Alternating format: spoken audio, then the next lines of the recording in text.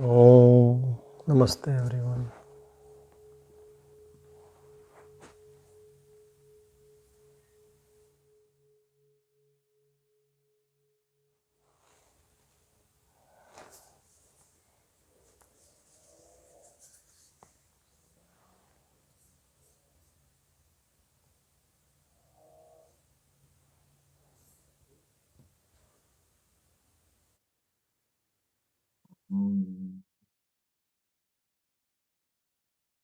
पूर्णमद्वयमकण्ठचेतनम् विश्वभेदकलनातिवर्जितम् अद्वितीयपरसंविदं शकम् तत्सदाहमस्मीति मौनमाश्रये.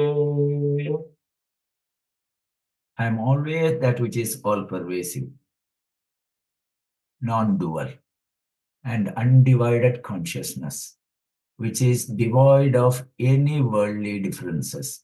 And as I am a portion of the essence of the non-dual consciousness, I take shelter upon silence. This is from Swatma Prakashika of Shankaracharya.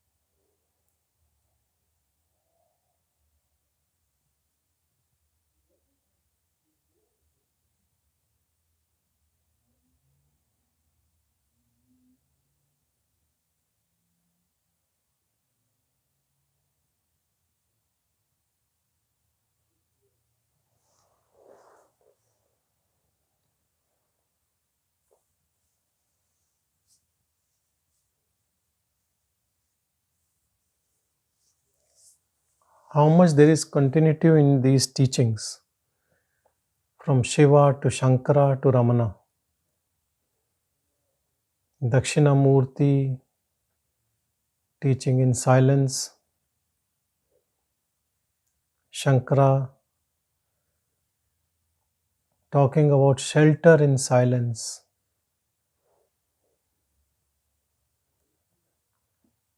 And Bhagavan Ramana always abiding in silence, teaching in silence.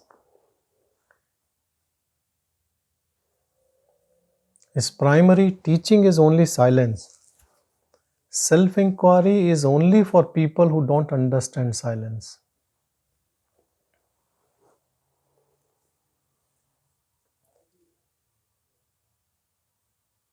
Even when thoughts are arising in our mind, there is some I amness, ego in us. And doership is also there. We think to do this and that, and all this is going on, chaotic, internal atmosphere. If you sincerely look within into this divine, pure silence, and if you sincerely perceive ongoing, continuous effort, it makes you that only. You start observing everything from that silence only. Now there is no experiencer who is experiencing the silence. You become that silent awareness.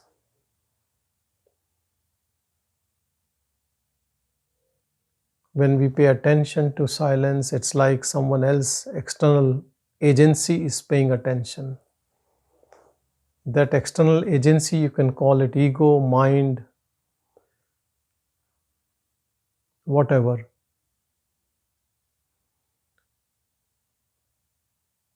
This internal silence is like a fire. Our attention to it, our longing for it, our keen interest in it, makes disappear whatever is not real.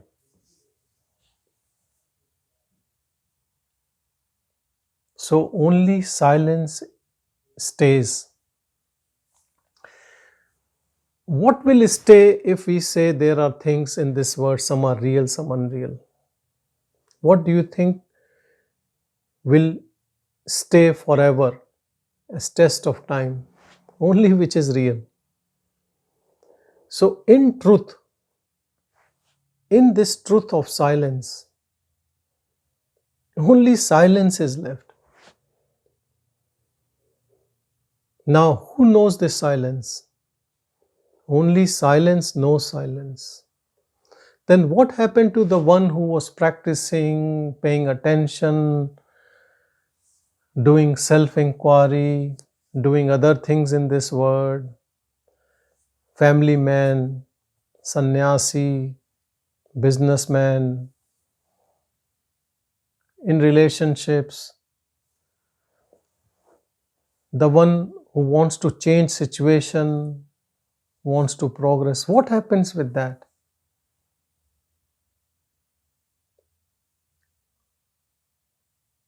That which is taking all these responsibilities, at least of this life, because he has no clue about previous lives,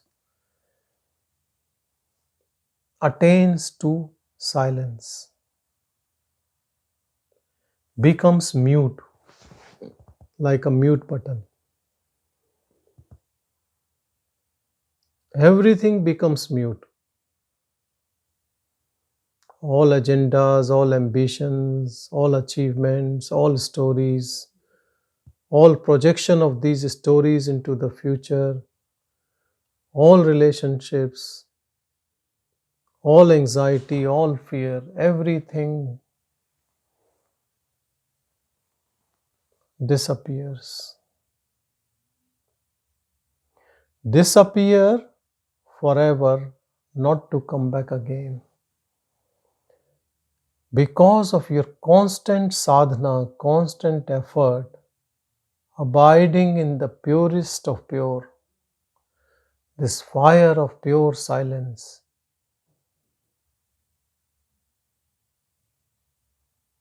this fire which burns away everything which is unreal, which is fake, which we have only presumed.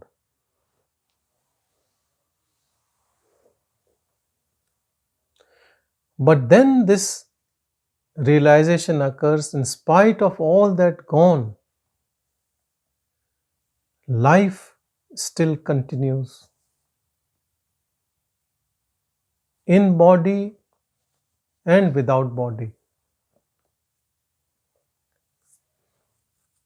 Without any identification whatsoever now.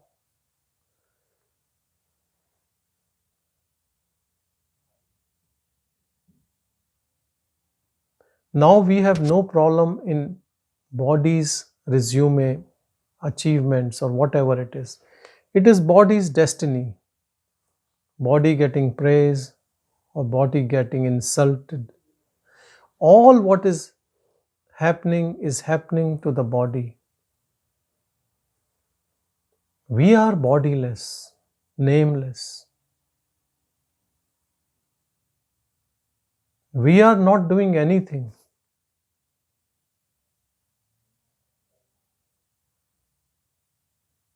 But things are happening.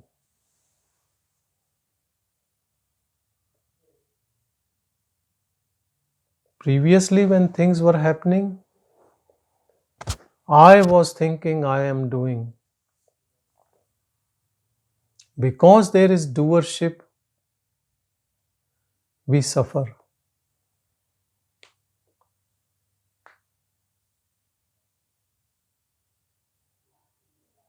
Because of doership, we fall into the domain of law of karma. Once we know I am not the body, we are free from all karmic debt. Because body has to bear all that. If I am not the body, then I am free.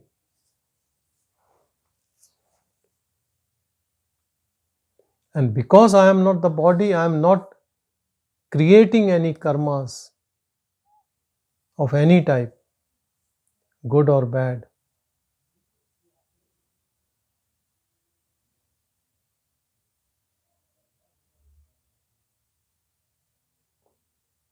It is like there is a lost property.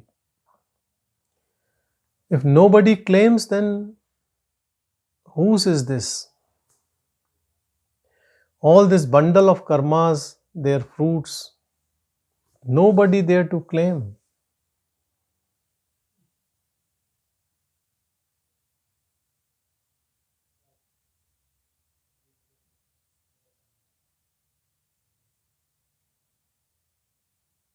It is as simple as that. Nobody in this world is forcing us to keep the ego alive. Nobody. Here we have complete freedom and choice to keep the ego alive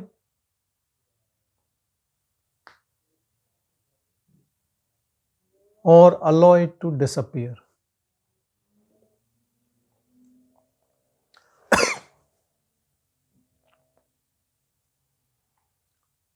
To continue dreaming in this waking state or wake from this waking state and know the truth.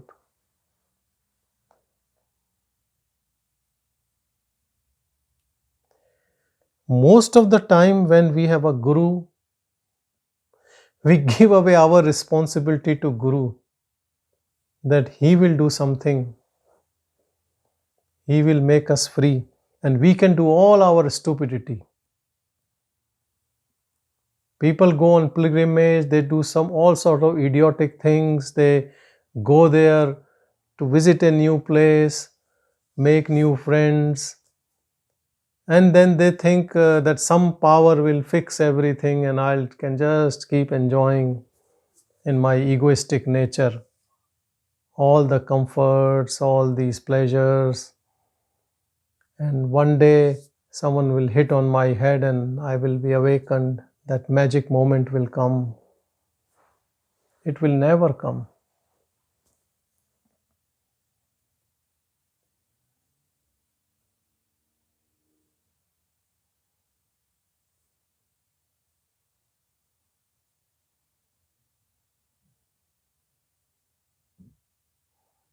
I don't know who started this story, but we can end this story.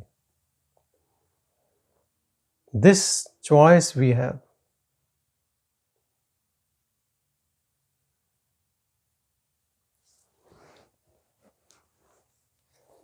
If someone is really suffering in this world, there is a choice for them not to suffer.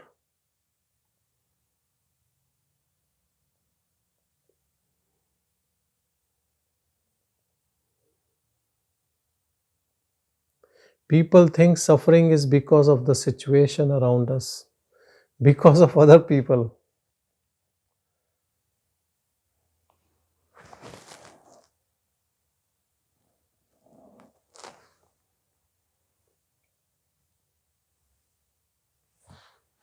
And people who at this moment are really enjoying whatever they are doing,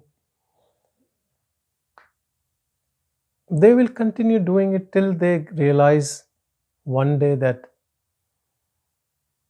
this is all mithya, illusion.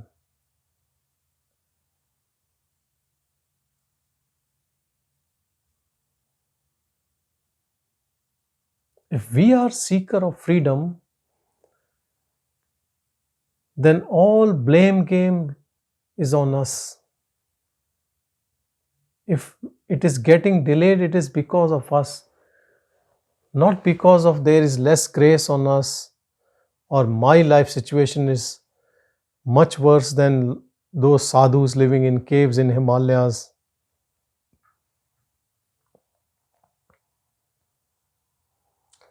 Whichever situation, wherever we are, this is the direct path for realization.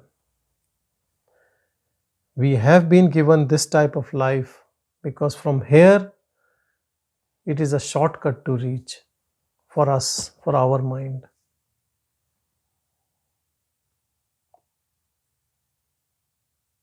God or that awareness is nothing but grace. Not sure how people interpret grace in English, because one day I was asking few people and everyone has different interpretation of grace.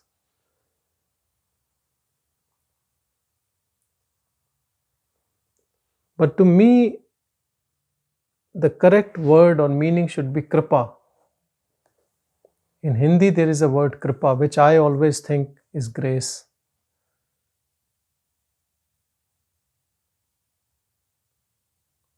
Because of that kripa, we can be free. It is like God's hand on us, blessings on us. It is on everyone equally.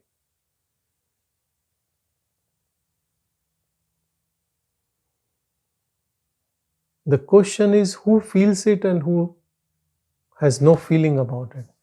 Who feels that grace all the time? Some people feel grace even for small things. They think I got this because of grace. They don't trust their own capabilities and they give all credit to grace. This makes us more humble also. And then there are self-made men.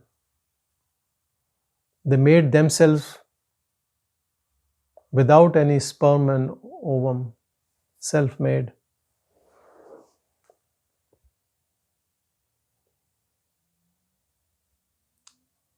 This is all play of ego, which gives self-importance to us, our achievements, personal achievements.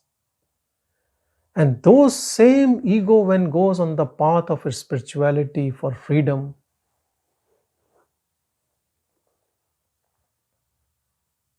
it again gives self-importance.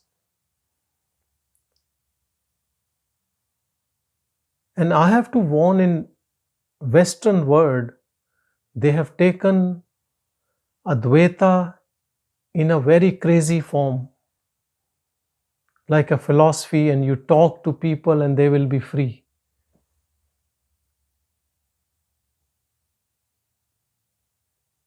From Shiva to Ramana to now, Vedanta, non-duality, cannot be practiced, can never be practiced without devotion.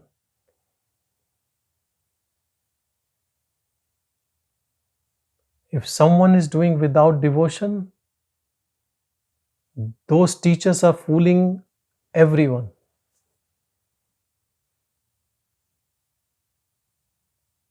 It is not some intellectual tussle in the brain, it is your devotion. You have to surrender this ego in the feet of Lord or a guru or a teacher or some entity. Nameless, formless, doesn't matter. But you have to surrender. So you need some place to surrender it. You need some devotion. And who is interested in your ego? Nobody. It's garbage. But still you have to give up this garbage in someone's feet.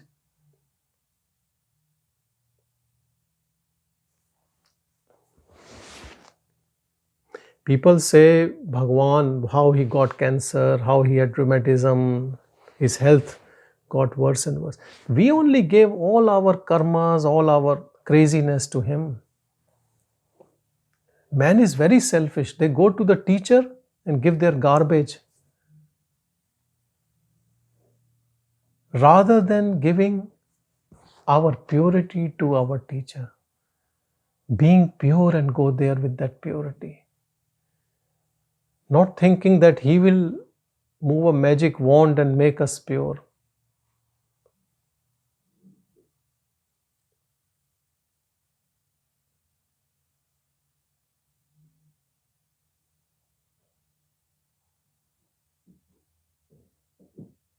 Guru doesn't exploit anyone. It is the devotees who exploit Guru. They keep asking for materialistic things and all sorts of things, and health, and then enlightenment, everything.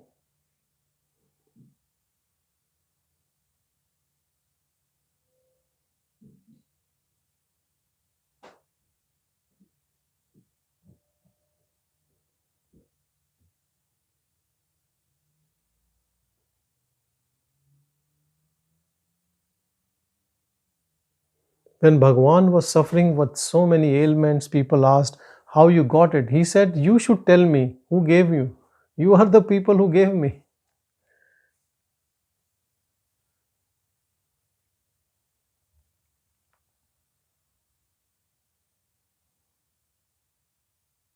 We have to stand tall.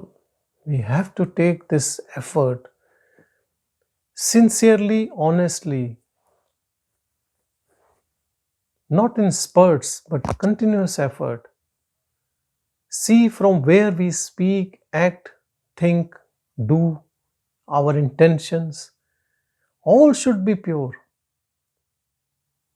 And everything will be pure only if we are at the source, not at ego level.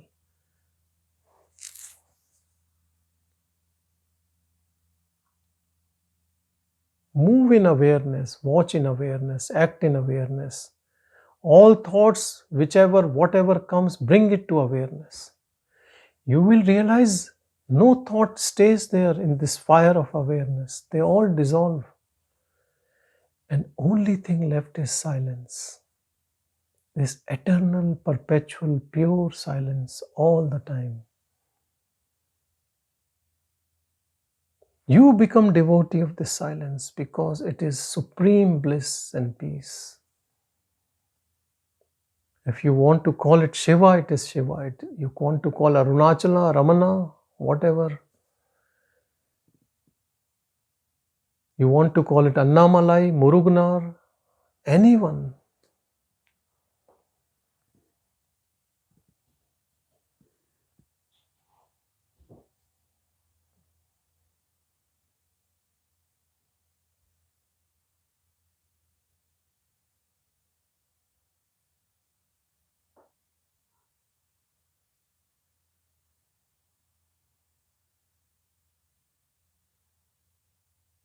Knowing this silence, it silences everything.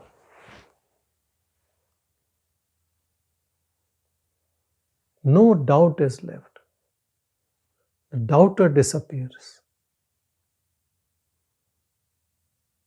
Attain to this pure silence by constant attention to it.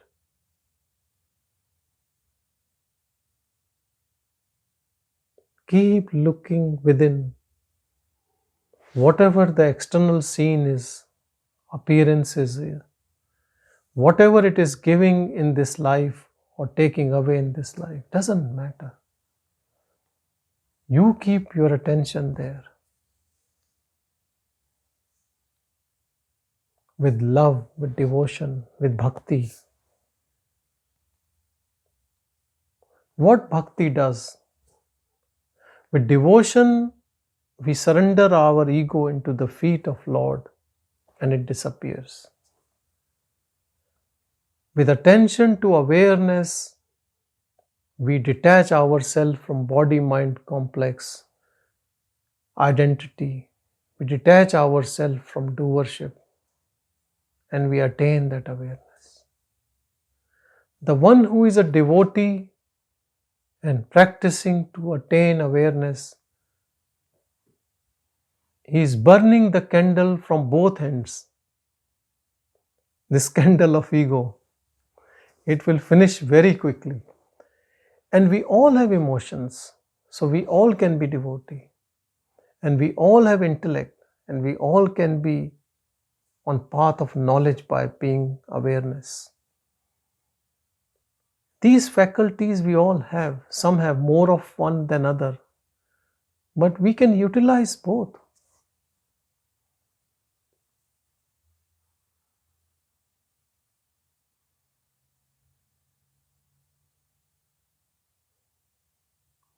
The biggest risk in this new Advaitins is that there is no devotion. So the ego can take all intellectual understanding about the concept and can stand tall. Now, the thief is policeman, as Bhagavan says, and then who will make it disappear?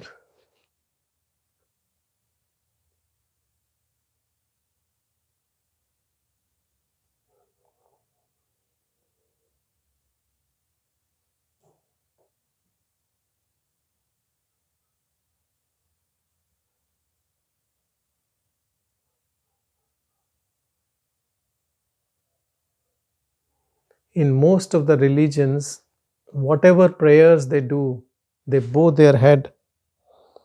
Head is the ego. At least once a day, 5 times a day, you bring it down.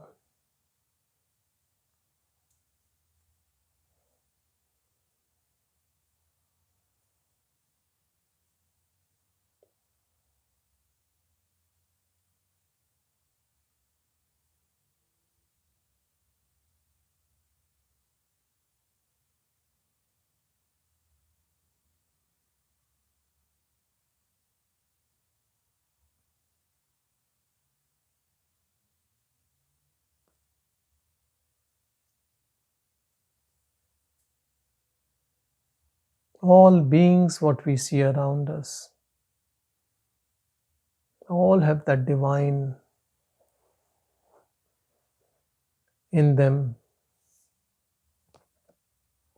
Whatever their behavior is, you identify them with that pure awareness, that Brahman, Atman.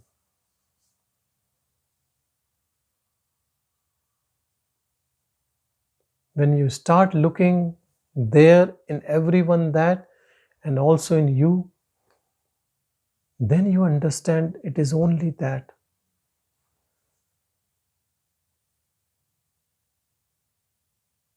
All external manifestations are illusory forms.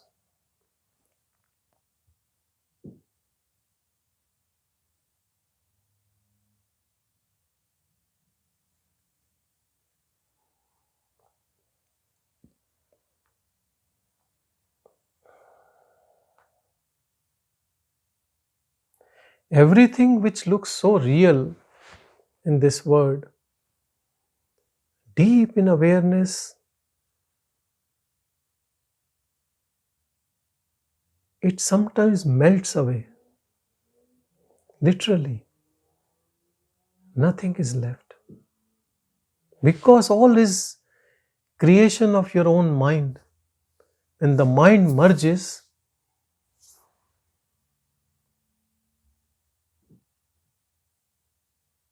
you see or you don't see, doesn't matter. Because now you are seeing that on which this all comes and goes.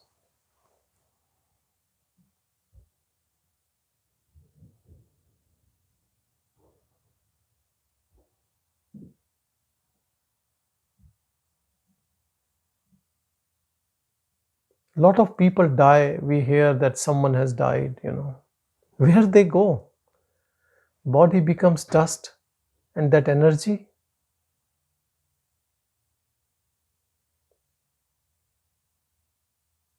we carry our laptops and all, and there's so much of data you delete, and then what happens?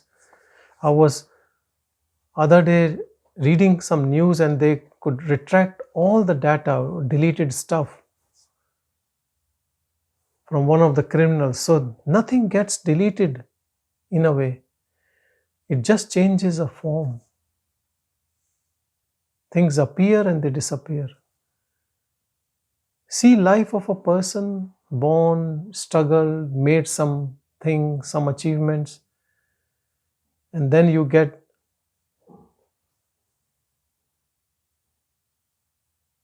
an invite to attend a funeral or a condolence meeting.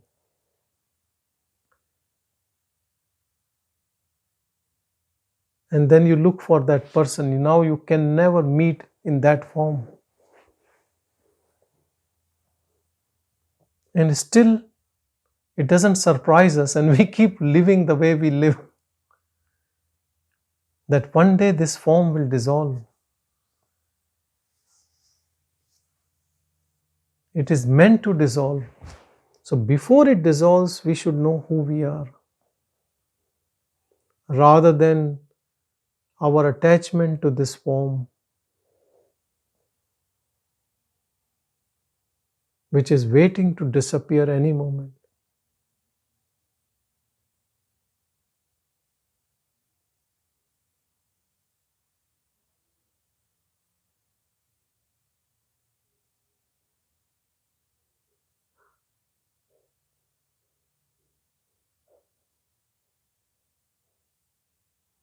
If our attention is on this formless, nameless entity, what we are in core of our heart,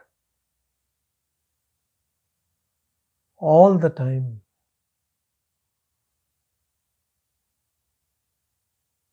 then this Dehatma Buddhi, our understanding that I am this body, disappears forever.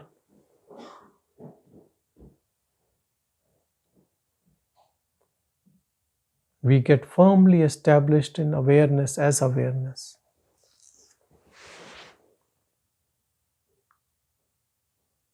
All these attributes, this body, this mind, this ego, this intellect, and then all the connections of this body,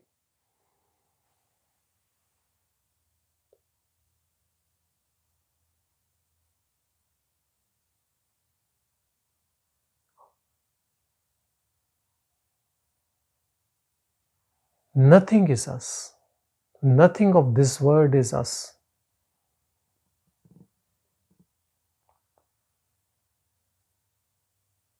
When we come to this realization by our own experience, then we are at peace. Because now anything can be taken away, but I will be still the same. And everything in this world is coming from me only. So how can I hate anything? Here comes the unconditional love. And now we know that I am not the body, so where is the doership of anything? We don't have doership of other bodies around us, only of this body. Abiding as awareness, this doership is gone. And so there is peace, contentment, no responsibility of any kind.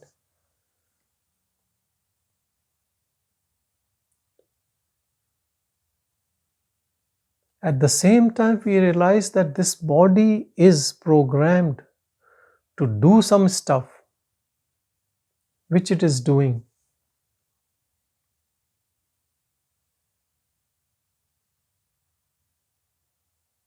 There is actually no one doing it, no person doing it.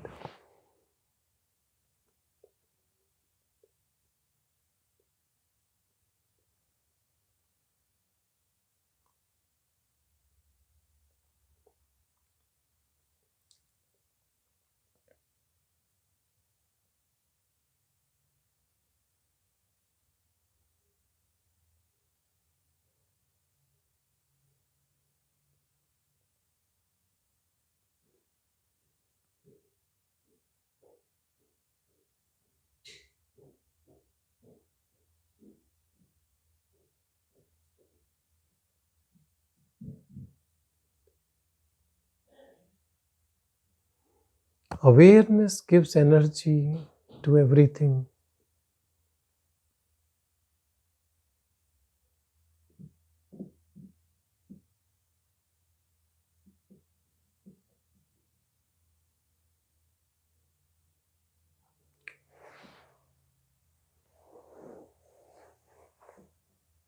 In human beings, there are people who are tailors. They can make really good clothes. It seems we have to learn it. See birds, they make beautiful nest. Who teaches them? Have you seen their mother teaching them how to make a nest? Do they attend any class? And when they migrate for thousands of miles, they reach the same spot without GPS. Which school they go to? When you look into all these things, you will get amazed and you will feel ashamed that human beings need everything by teaching, as if human beings are incapable of knowing anything. And that human being which knows by cumulative learning is so proud of achievements.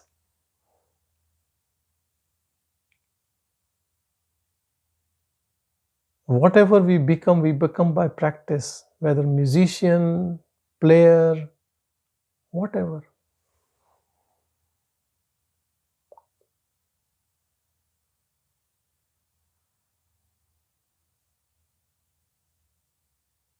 Have you seen tigers running or leopards and race to practice that who will get, or they build their muscles to fight the enemy? Whatever nature has given, they are just with that.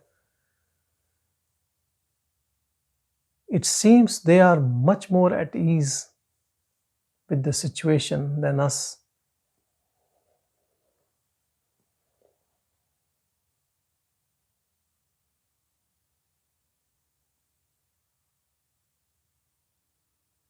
Human being is the most fearful species in the world. We have created nuclear warheads fighting against unknown enemy. Everyone is scared of everyone else. All nations, all societies, people, religions.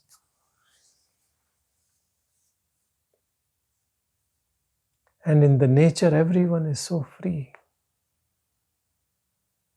Fearless, freedom. Going according to the divine programming.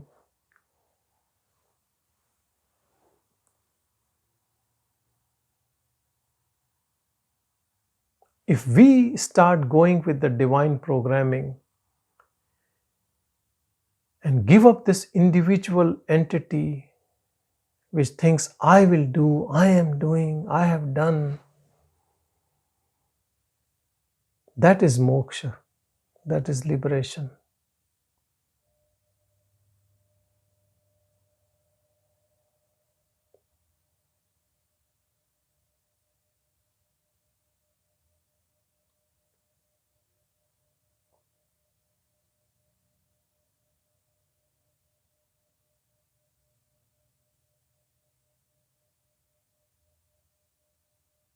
Countless people have got it by some practice. But understanding and giving up what we are not will make us free.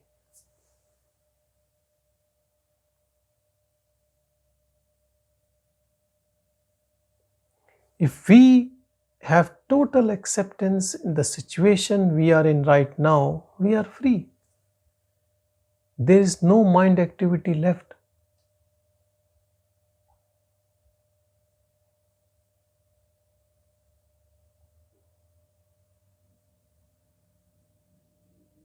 And when there is no mind activity left to comment, because what mind comments? Always about deficiencies.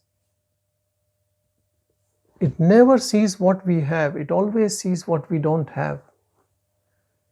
Just like a tongue always tries to search the missing tooth.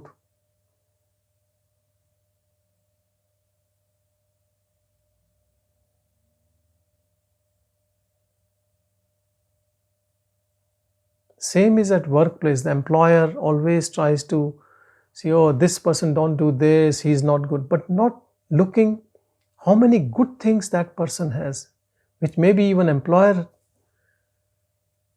doesn't have. Once we abide in awareness, everything looks perfect. Not everyone knows everything, but something everyone knows which is beautiful. Eye of wisdom always sees that rather than deficiency. Ego always tries to see deficiency, either deficiency or false achievement, giving credit to this body mind complex. Though it is all programmed. Some people are born with a silver spoon. So it is where you are born, your situation. You are privileged. What is big in what you have achieved?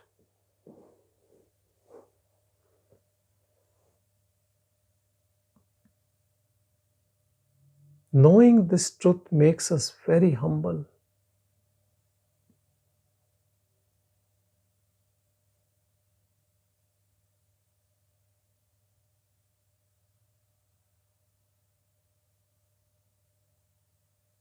Nothing to boast, nothing to talk about, nothing to show anyone.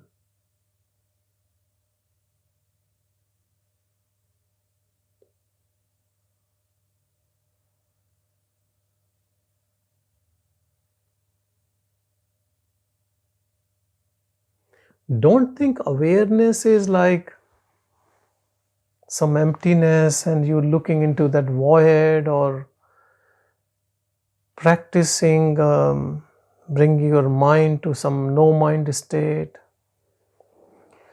None of these words and the technique actually gives you the real taste of what it is.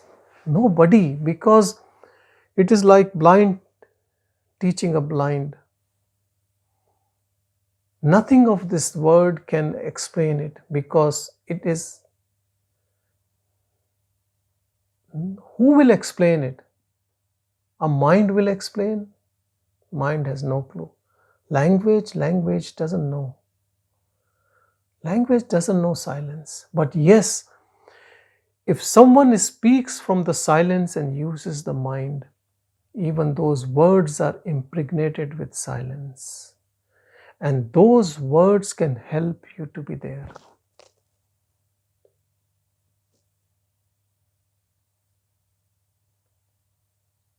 So those words are also impregnated with the divine silence. And definitely nothing can replace silence.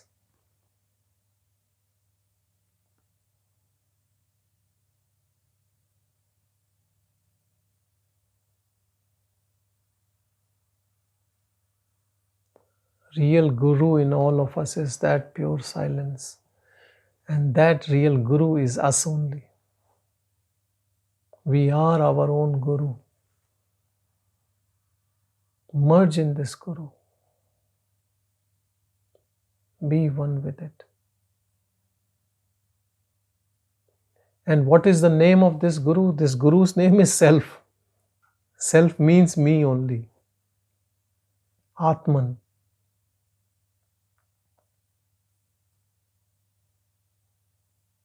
All these words come from it. Atmik, Atmiyata.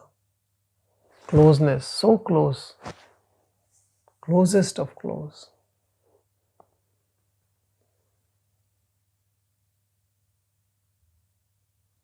It is completely a case of mistaken identity.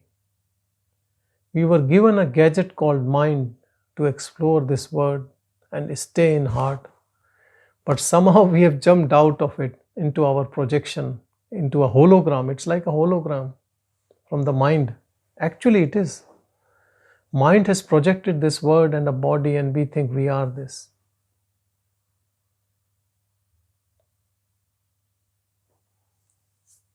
Recently, a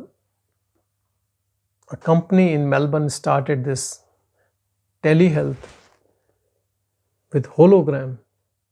And you can see the whole patient, whole doctor complete in front of you. It looks really amazing, 3D. But if someone starts feeling that I am that, then we will say he's a nutcase. But that's what we all are doing. But problem is nobody is out of it to say that we are a nutcase. Even our doctors, whom we call psychologists or psychiatrists, they are also in this. Who will fix whom?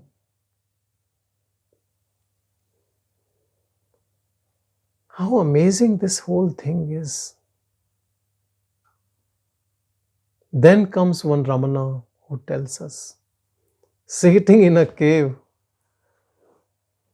and we listen to him. And somehow with grace we believe. And then he gives us a method we practice. And then we know. And then we are called his devotees when we know. Before knowing, everyone is a bit skeptical.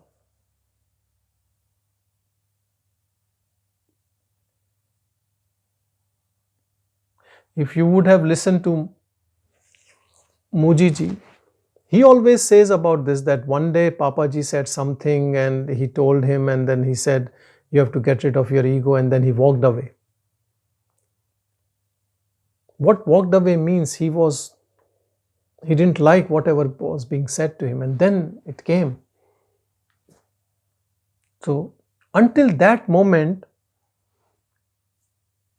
in a way he became rebellious.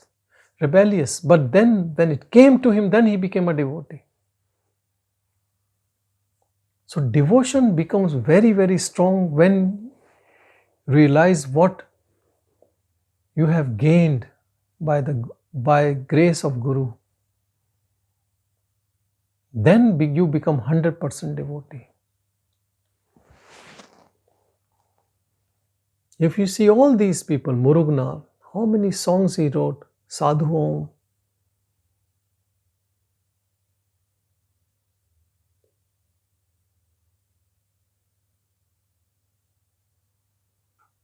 People asked Murugnal what method, how he achieved in Bhagavan's presence. People wanted to know the method. He said, method? Bhagavan never gave me any chance.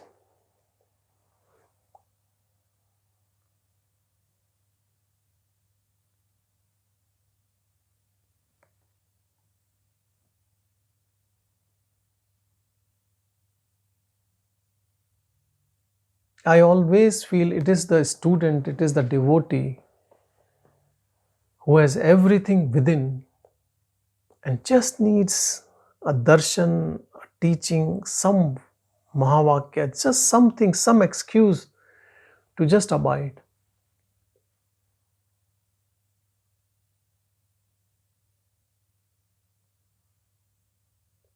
So when that student comes close to reality, it just clicks. That is what Ramana is. That is why he kept saying that this is for very mature seekers. But I would say even an unripe seeker, if he stays in Sannidhi, in closeness of Ramana, in time he will get mature. It's not an issue.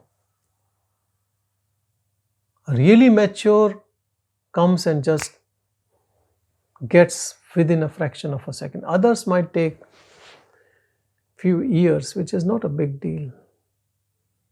But maturity comes staying close to the Guru. But keep jumping from Guru to teaching to different methods. It's like you are keep taking out the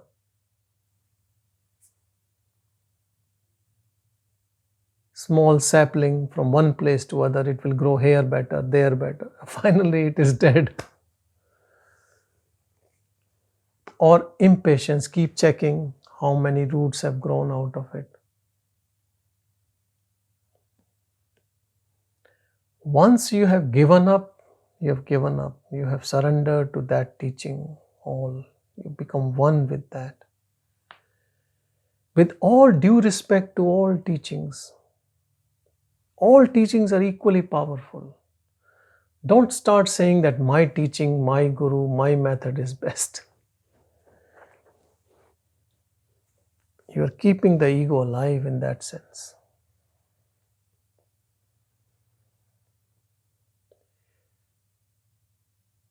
Keep your attention always on this silence. Knowing that I am only this silence. And all whatever is happening is not happening to me, not happening through me.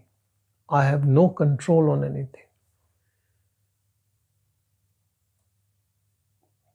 And also remembering that whatever is happening is justifiable. Maybe I don't know the whole story. I don't know past karmas of this body. If this body is being mistreated by people, maybe it deserves, I don't know.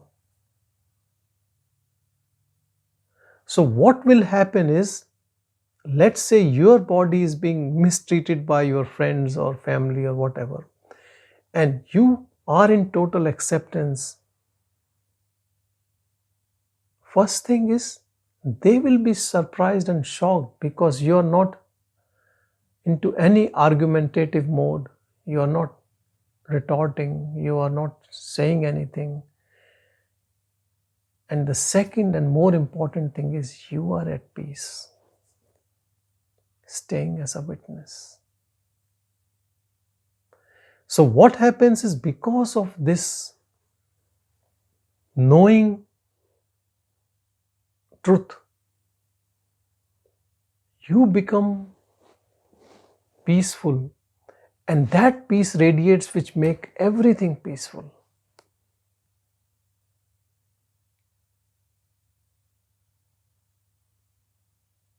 Maybe in our destiny we were supposed to be abused, but because we gave up our personal identity and abiding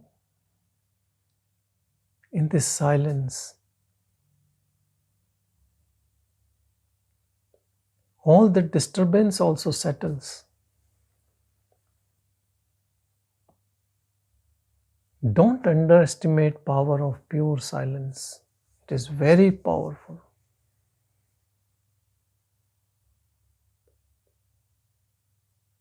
It is much more mystical than all mystical experiences and all siddhis.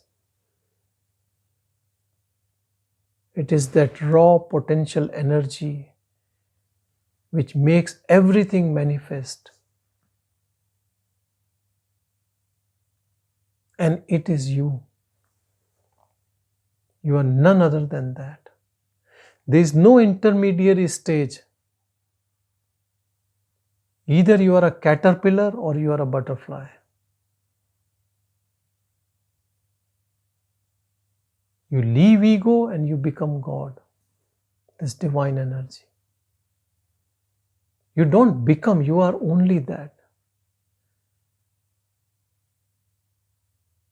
Only illusory appearance of this body we think is everything.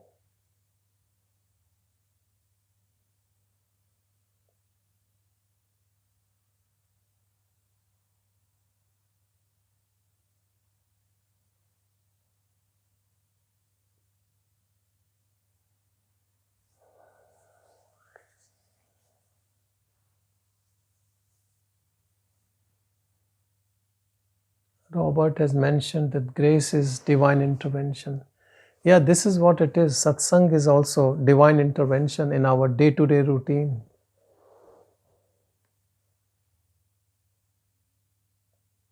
Sometimes, with ego, we want to do something which is morally, ethically, or legally wrong. But some divine intervention just stops us. It happens with so many of us. And then something inside moves and makes us alert before we commit mistake.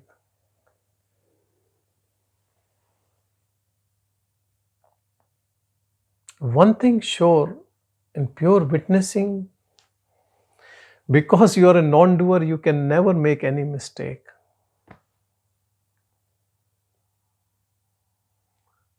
I'm not sure about good karmas, but definitely you will not do any bad karma because you are not doing anything.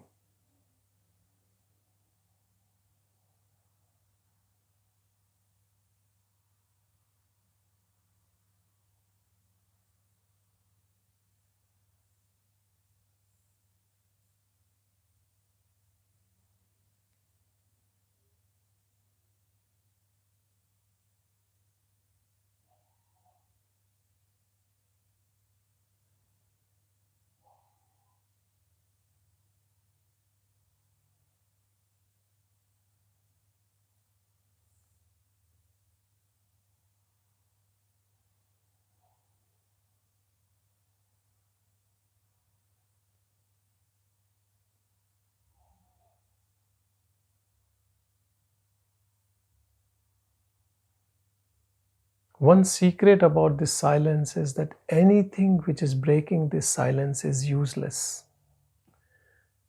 Write down somewhere this thing. Then so many activities which you are interested will start dropping. And when you do those activities, you will be doing those activities in silence as a witness to things.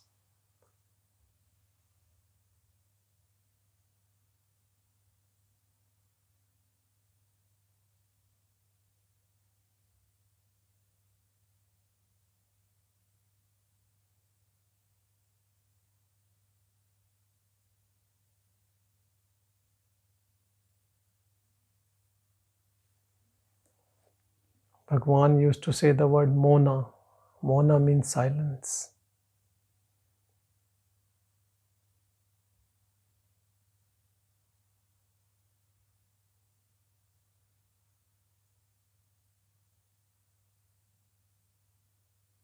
Silence is grace.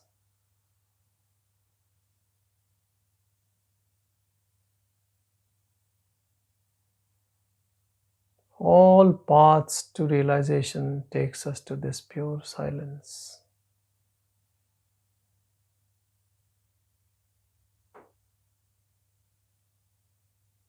Once we become devotee of this pure silence, mind faculties merge in it. Separate entity dissolves. And we become one with divine as divine.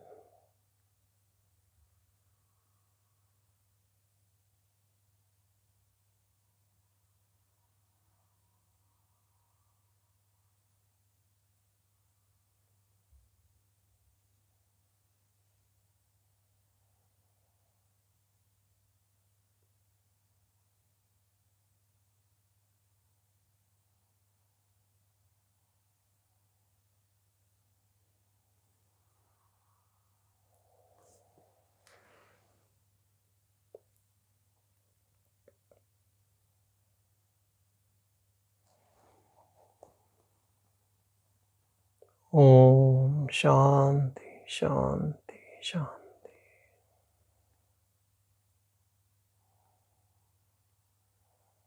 Thank you, everyone. Thank you so much.